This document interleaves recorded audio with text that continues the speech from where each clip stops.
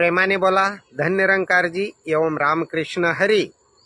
खरं तर आज मनुष्याला पाठांतर आहे, पण हरीच पाठ नसल्यामुळं त्याच्यामध्ये आणि हरीमध्ये मात्र अंतर आहे। ते अंतर दूर करायचं असेल तर भगवद्गीतेमध्ये अध्याय नंबर 4 34वा श्लोक भगवान श्रीकृष्ण अर्जुनाला समजावत आहेत की तद्विधी प्रणिपातेन परिप्रश्न सेवया उपदेशंती ते ज्ञानम ज्ञानीन तत्वदर्शना। या तत्वाचं, या निर्गुण निराकाराचं जर दर्शन करायचं असेल तर अर्जुना तुला आध्यात्मिक गुरुला शरण जावं लागेल। आणि आम्ही खऱ्या अर्थानं त्या आत्मज्ञानापासून, आत्मबोधापासून, आत्मदर्शनापासून, आत्मानुभूतीपासून दूर असतो। आमच्यामध्ये आणि त्या सद्गुरूमध्ये अंतर असतं।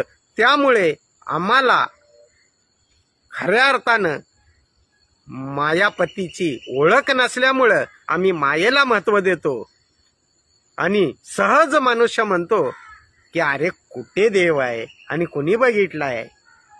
म्हणून जगतवंद्य जगद्गुरु जगतमान्य देहनिवासी संत शिरोमणी तुकोबाराय म्हणतात, मागे पुढे ब्रह्मदाटे म्हणती देव आहे कोठे, ज्याच्यामध्ये येती जाती परी त्याला ना ओळखती, मृग नाभीचा परिमळ व्यर्थ हिंडे रानोमाळ। अहो हरणीच्या बेंबीतच तो सुगंध असतो, कस्तुरी असते, आणि ते व्यर्थ रानोमाळ हिंडतं की कुठून सुगंध येतोय। तुझं आहे तुझं पाशी परी जागा चुकलाशी, ती जागा दाखवण्याचं काम आध्यात्मिक सद्गुरू करत असतो।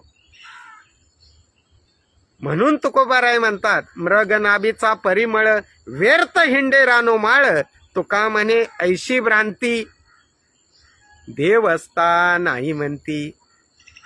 एवढंच नव्हे तर वैष्णवराज श्रीमंत ज्ञानेश्वर माऊली सुद्धा समजावतात की अज्ञानी व्यक्ती खऱ्या अर्थानं असा राहतो, असा वागतो की पाहे पा दूध पवित्र आणि गोड, पाशी तोचेची या पदरा आड, परी ते अवेरुनी गोचिड अशुद्ध काय नेगिते।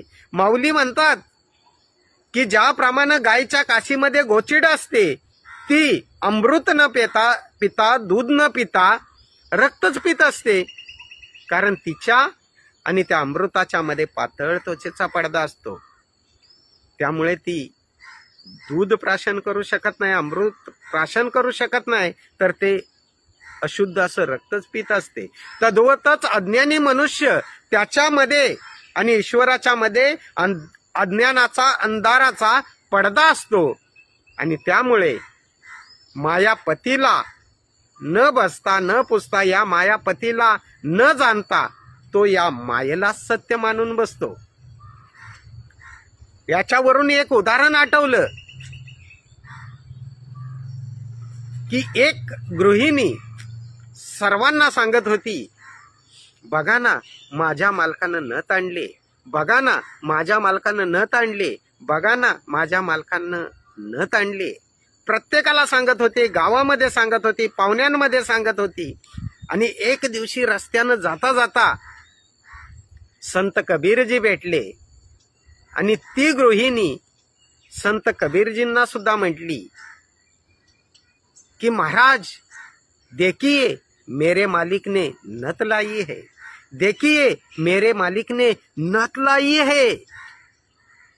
तेव्हा संत कबीरजी म्हणतात, जिस मालिक ने नथ दी है उसका नाम ले रही हो बार बार, मगर जिस मालिक ने नाक दिया उसको तो तू भूल गई है नार।